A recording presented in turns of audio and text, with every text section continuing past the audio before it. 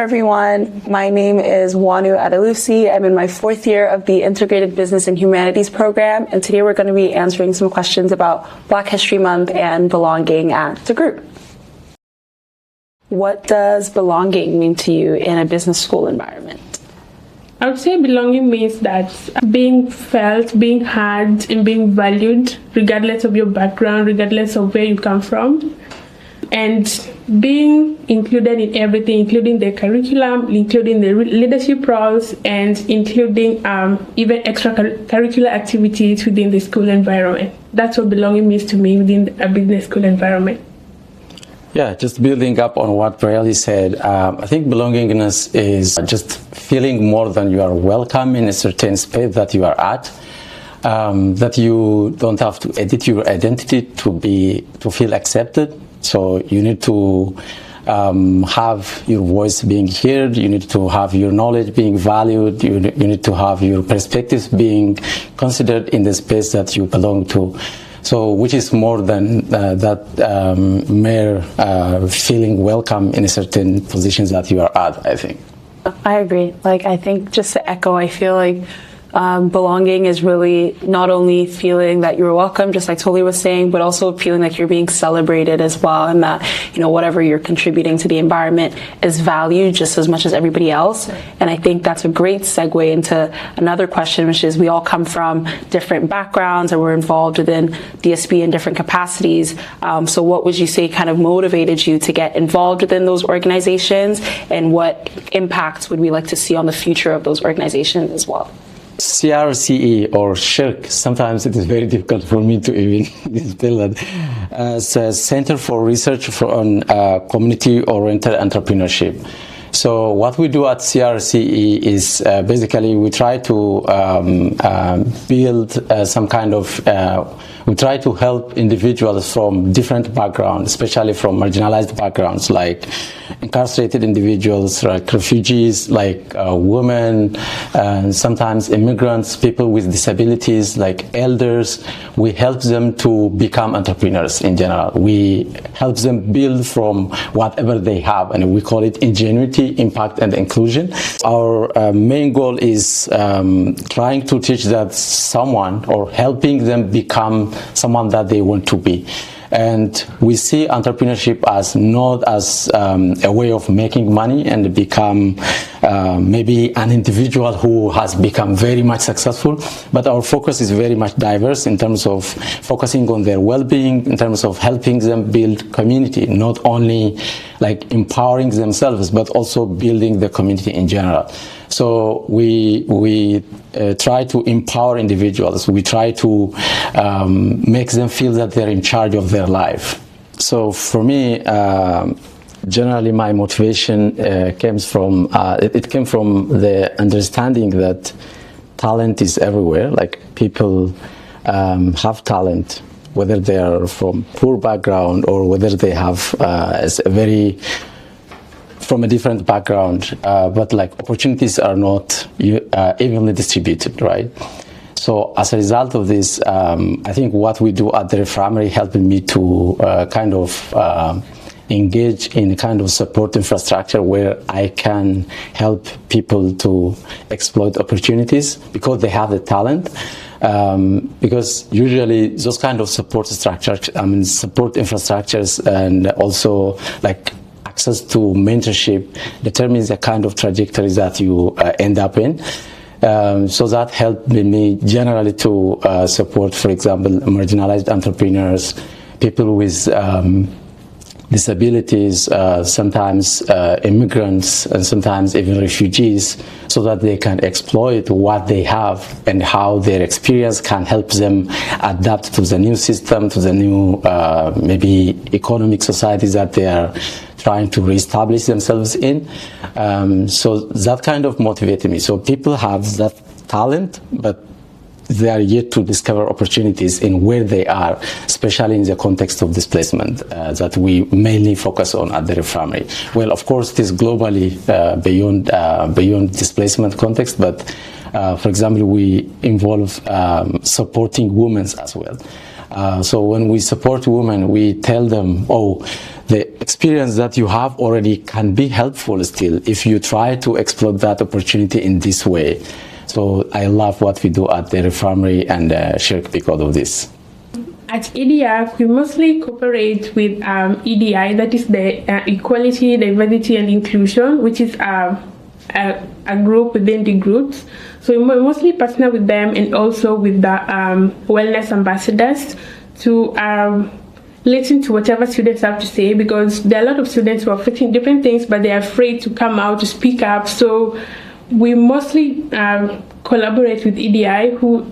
They normally host events where they listen to the needs of the students and then they share with us. And at EDIAC as a committee, we're able to take all those recommendations, all those complaints, and turn them into actions and try to create policies that will help address those issues. So EDIAC in short stands for Equality, Diversity, Inclusion Advisory Committee. So that's what we do. For me, what motivated me to join EDIAC was mostly my experiences that I've had as a Black person and a Black woman and an immigrant, especially an immigrant with an accent.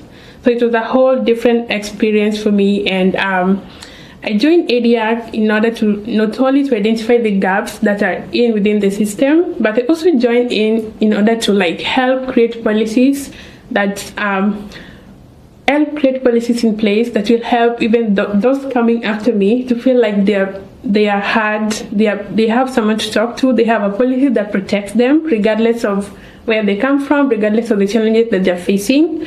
And I believe that whatever we're doing at EDIAC right now to promote diversity at DeGroote and the larger community at large will in future help those who come after us to create more policies, just add on to whatever we've already started building, to create an inclusive environment, to join more leadership roles in order to feel like they are being respected, they're being heard, and they're part of the larger DeGroote community in the future. Yeah. The DeGroote Commerce Society is a student-run, I would say like a government body that works on the advocating for the I'd say social/personal, academic, and professional needs of students within the undergraduate DeGroote School of Business program. So that's both commerce and IBH students. And we basically help to be a liaison between the faculty and the needs of students. We run events for professional development as well as personal social development, helping students meet their peers, get to know one another a little bit better, building professional skills through case competitions and those kind of events. And the biggest part of our role is managing the over 14 clubs and committees within the DeGroote School of Business across various streams of business lines and business specialties, as well as various diverse backgrounds, so like Black students, Asian students, Pride, like students within the Pride organization as well. I started off with the DCS when I was in first year through the DeGroote Black in Business, which was a club that myself and a few of my friends started straight out of Welcome Week when we first got to McMaster, because we felt like Black students needed a space where they belonged and where they were advocated for, because it's not a need for it's not a need for extra help, but it's just a desire to close the gap. And so I came into McMaster as a university student, and I felt like there was a lot that I didn't know, and a lot of my Black peers were also navigating the same thing as well, and so we wanted to create a space where we were able to do that together. And then through my involvement within the Black in Business organization, I also joined the DeGroote Commerce Society, and I was president of it in the 2024-2025 academic year. And I was motivated to join the DCS from DBIB because I felt like there needed to be space across campus for all students to feel belonging, right? Not just Black students. We needed our own space, and that was very important, but there was advocacy that needed to be happening across the board as well. And I really wanted to play a role in contributing to that as well. And now, obviously, my term is over, and I've seen so much success in the way that the organization has continued to grow. And I just hope that my future impacts on future students within the broader community would be just that desire to see a need and fill it, like not waiting for a space. Like, I think it's kind of cliche, like people say it all the time, but not waiting for a seat on the table, but creating your own seat on the table, and seeing that maybe there's no representation of international students or Black students or whatever other thing makes you unique and diverse. And because there isn't that representation, that's why we need your voice even more to advocate from people with similar backgrounds as well. So what leadership lessons have you learned through this work that you couldn't have learned in classroom? Well, you were a president now. Of course, there must be so many things that you couldn't find in textbook and you have learned, I hope. Wow. I think I give two answers to that. The first one being just general like cross-cultural communication and like learning how to motivate different individuals at different stages. Like I'm part of the IBH program, and a core tenet of what we do is group work. So every single class probably I've been in since first year has had some form of group work component. So I was very used to working with people. But in an academic context, people's motivations are different than within a volunteer student-run organization. And so I learned how to balance those different motivations and work with different levels of commitment and different goals and just trying to help people reach those goals. I think that's probably the most important thing that I learned about being a leader, is helping other people define what success looks like for them, and then seeing how you and the organization can work together to create a holistic view of success. And the second part of the answer would just be how to work a Google Calendar and organize competing schedules and part-time jobs and just being generally just more organized. Like if you want to know what it means to balance, I would say be president of a club, work a couple part-time jobs, and be a student full-time as well. I'm sure you need next term. Yeah, I don't know about the extra challenge, but yeah. Okay, how about you, Beryl? Okay, so what I've learned in leadership is that, while someone may be going through something, most people don't like sharing their experiences in the spotlight. So what I've learned in being in leadership is that it's good for you as a leader. Sometimes when you our instincts are always right. So sometimes when you feel like someone is having a challenge, or when you just see someone is feeling disturbed, just take that initiative to approach them and ask them what they're going through and how you can be able to help them. That's the only way that you can be able to get them to speak up, especially those who are afraid to share their experiences in the spotlight, and those who prefer to be anonymous, not sharing their experiences in a larger group of people. So I believe that leadership starts from the grassroots. You need to go down and talk to these people and be able to find a solution to help them. Yeah. Fantastic. Thank you for sharing your experience. So mine is also not that different, actually, but it's funny how some of the things actually also relate very much. Because while working at Reformatory and Shirk, I also learned that leadership in different contexts means different sometimes. For example, in the marginalized context that I'm very much involved in, it's more about relational than positional, right?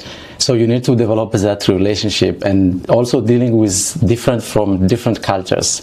Sometimes for example, I'm responsible for the African side of it. Sorry.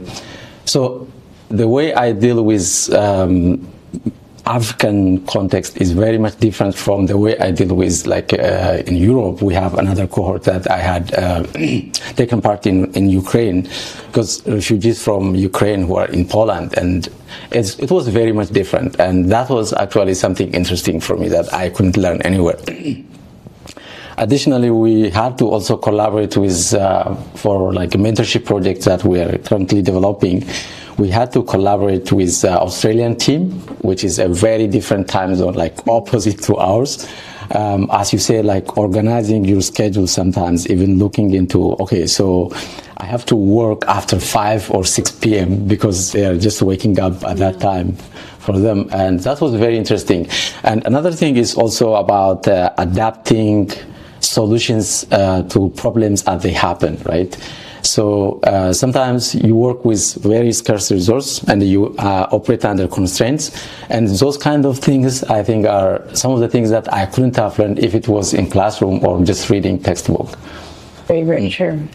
I feel like so much of learning as a student, not much of it is in classroom. I'd say maybe 30% of it is from lectures and textbooks and tutorials, and then the rest of it is just lived experience. Yeah, because when you read theoretically, everything is perfect, and then you know what to say, you know what to do, but you have all the tools and everything in your mind, and you go to the field, and sometimes you see that everything is falling apart, and then you need to act, and then you have to be innovative and come up with a solution that is really helping or bringing impact on what's happening, right? Yeah, exactly. No top hat quiz could have prepared you for, No for that. No ChatGPT could prepare you for that too. And I think maybe on the tone of talking about challenges as well, what would you say are some challenges or opportunities that you have encountered as young Black professionals entering or navigating your different industries? I'm very curious to learn from you guys, since I'm just getting into beginning my career. Okay, so if I start with that, I think the first thing is like imagine a classroom or a space where there is only one Black person, and you are in that context. Now you are not only representing yourself but also others, you know, like so there is that pressure of, you know, feeling that you are representing other people as well. But it's also an opportunity for you to critically kind of come up with maybe questions or maybe perspectives that has not been there in the team before, which can help them to diversify their way of looking and the perspectives that they might consider in the future. And it comes with both opportunity for you to shine and to come up with unique perspectives, critical questions sometimes, but also at the same time that feeling of representing beyond yourself. I think that is the key thing for me. Yeah, I agree with him. And just to add on what he said, is that you're not just there representing yourself, because where I'm working right now, I'm the only Black student there. So you're representing the larger community. So when you go there, make sure that you shine. You do everything to just stand out, because if you don't speak up, they're not going to like come and ask you what's going on with you. And if you don't like take the initiative to like ask around, sometimes they give you a task and then you finish. So if you don't take the initiative to go and ask them, do you have an extra job? Do you need help? They're not going to like bring it to you. They're just going to continue with their daily life. So you need to go there, stand out, go for coffee chats. Like ever since I went to that job, every week I make sure that I go to at least 2 coffee chats with people, just to get to know them, get to know how they operate, get to know how they feel about your work around there, ask them what you can do to improve yourself, to better yourself. So speak up and do everything possible. Take on to extra tasks just to stand out, and you'll be fine. I mean, I'm obviously still a student, but I've had internship and co-op experiences every summer since my first year. And one thing that I really learned, which is very similar to what you were saying, but you always have to overperform, right? Like the baseline, the standard is not enough. And sometimes there's that pressure because you feel like you're representing, or because I feel like sometimes I felt almost imposter syndrome. So I felt like I had to overcompensate in a lot of ways, and, you know, try to work a little harder to be noticed for something else besides just like, you know, being the only Black person in the room. And I think there's also an added pressure and almost like motivator of carving the space for other people as well. So trying to advocate for other students from diverse backgrounds into those same rooms. And I think the third and final element for me was like I'd go into networking events and always feel like I just couldn't relate. Like I grew up in Nigeria, so, you know, my childhood and a lot of my experiences were very different from, you know, the stories that other people would share and the things that they'd have in common.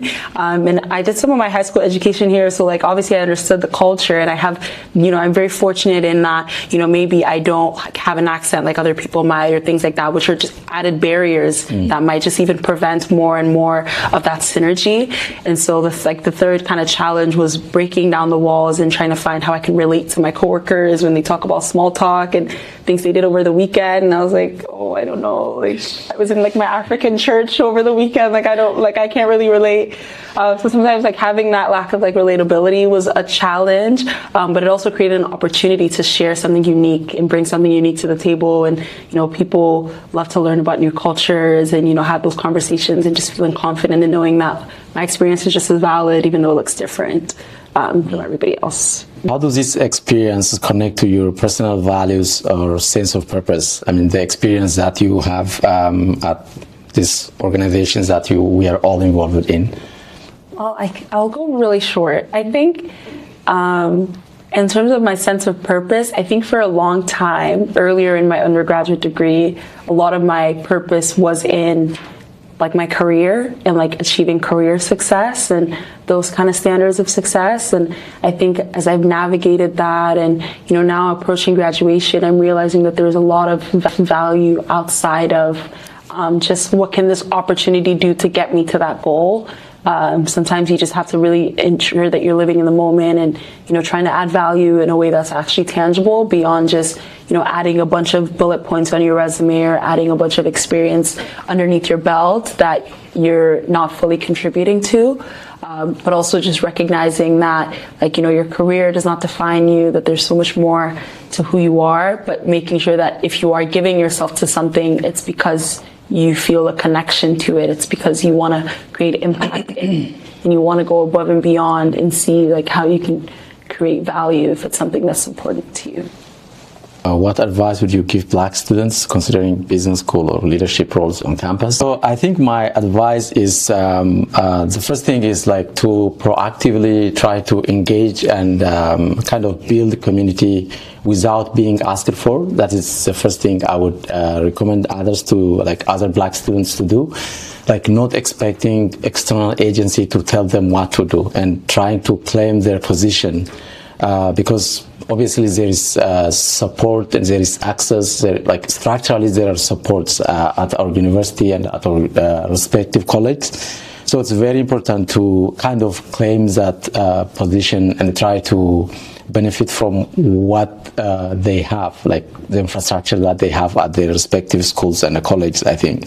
The next is valuing building community as a minority. Sometimes it is very important that you come together, because when you come together there is a chance for you to get your voice heard and also advocate for your rights, right? Not only trying to fulfill or perform bare minimum responsibilities that you have as a student or maybe as a professor or whatever. When you come together, there is a chance, there is a vital opportunity for you to kind of vibrantly build your community and also become example for others, so that you pave the way for upcoming generation as well.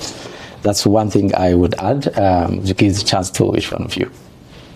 Yeah, so I would advise any Black students or any international students to take on to the leadership roles, because that's the only way they'll be able to be seen, to be heard. It's the only way they'll be able to connect with other people, they'll be able to learn from them, and they'll be able to find it easier for them to also be part of the leadership roles and to bring change that they feel that they need, or the change that they feel will be able to help other people coming after them. Yeah. And my advice would just be to remember that you don't have to do it alone. There's a reason that people have gone ahead and paved the way for you. So, lean on others, ask questions, take initiative to initiate coffee chats. And, if there's people that you think are interesting or have interesting backgrounds, leadership experience that you want to speak to, actually go ahead, reach out to them, connect to them, because we're all here to help each other. So never feel that you have to, weather the storm on your own.